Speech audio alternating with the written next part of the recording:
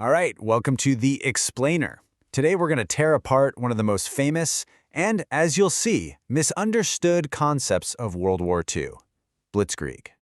Yeah, this is the image that pops into your head, right? A revolutionary German strategy that just seemed to completely rewrite the rulebook of modern warfare with absolutely shocking speed and devastating power. So here's a thought. What if I told you the most famous military strategy of the war wasn't real? At least, not in the way we've all been taught.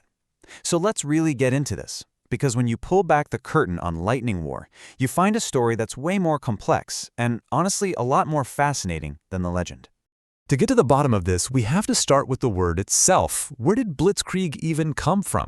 Because I'll give you a hint. It wasn't from the German High Command. So here's the kicker. The term Blitzkrieg, it wasn't some secret German doctrine cooked up in a lab. Nope. It was a label, a buzzword really, coined by Western journalists who were scrambling to explain Germany's shocking early victories. It just sounded good. The Germans themselves, they never used it in any of their official military manuals. In fact, when you look at what their officers said, they often just called their actions ad hoc solutions. Basically, they were making it up as they went along. Okay, so if it wasn't this revolutionary doctrine called Blitzkrieg, what was the real German approach? What was their secret sauce that made them so devastatingly effective in those early years of the war? Well, the answer lies in a much older, more traditional idea. Bewegungskrieg. You'll have to forgive my pronunciation, but it literally means maneuver warfare. And this was not new at all. This was the absolute bedrock of Prussian and German military thinking for over a century. The goal was always the same: use speed, use surprise, encircle the enemy, and destroy them in one big, decisive battle. The tanks and planes of the 1930s didn't create a new idea. They just gave an old idea a brand new, high-powered engine. And what's so fascinating is you can see how this idea evolved over time. It wasn't an overnight revolution. The seeds were actually planted way back at the end of World War I with new infantry tactics. Then you have visionaries, guys like Heinz Guderian, who spent the next 20 years arguing, hey, let's take these new technologies, tanks, planes, radios, and concentrate them into their own powerful divisions. He laid it all out in his book Achtung Panzer, arguing they should be a spearhead, not just a tool to help the infantry. And this was Guderian's famous motto, Klotzen, nicht klickern. I love this. It roughly translates to go big or go home, or maybe make a splash, don't just sprinkle. It perfectly captures the whole concept.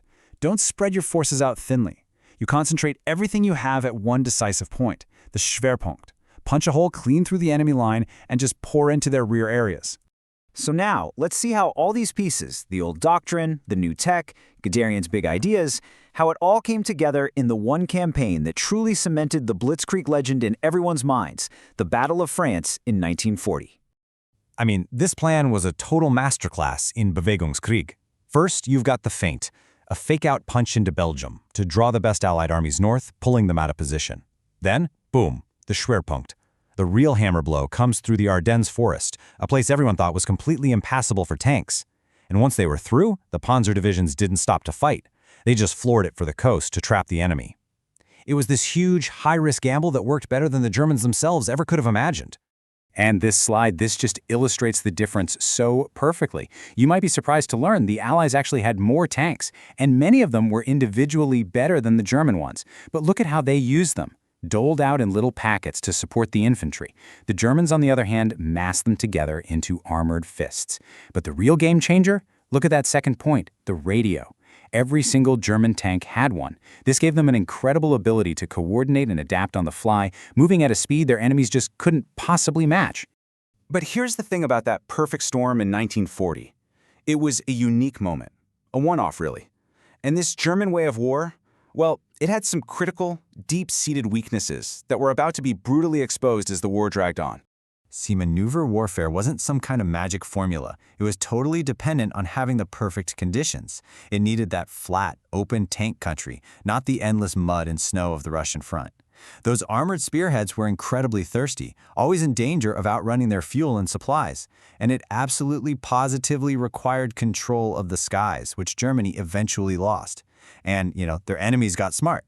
The Soviets learned to trade space for time, building these deep defensive zones that just soaked up the German punch and bled them dry, like they did at the massive Battle of Kursk.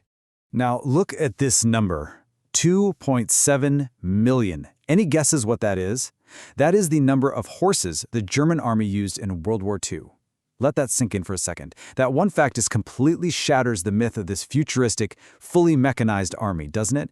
In 1940, at the very height of their Blitzkrieg fame, only about 10% of the German army was actually motorized. The rest of the so-called Lightning War was marching on foot, supplied by horse-drawn carts. Okay, so let's recap for a second. The Germans didn't call it Blitzkrieg. Their real doctrine was old, and it had some serious limitations. So that brings up the really big question. Why did this myth become so powerful? Why is it stuck so completely in our collective memory? Believe it or not, part of the answer comes from the very, very top. Listen to this quote from Hitler himself in 1941. "I have never used the word Blitzkrieg because it is a very silly word." The whole concept was so foreign to how the German military actually operated that their own leader publicly dismissed it. Now, his propaganda people were happy to use the term to build an image of unstoppable power, sure, but the actual military architects, they didn't really recognize it as their own creation. And that leaves us with this final crucial question. If Blitzkrieg was a myth, why is it still the dominant image we have of the war? Well, maybe it's because it was a convenient story for everyone. For the Allies, it explained a catastrophic defeat, not as their own failure, but as being hit by some unstoppable new technique. For post-war German generals, it helped separate their professional military from the ugly Nazi ideology. The idea of a technological lightning war was just a simple, powerful story. A story that happens to hide a much, much more complicated truth.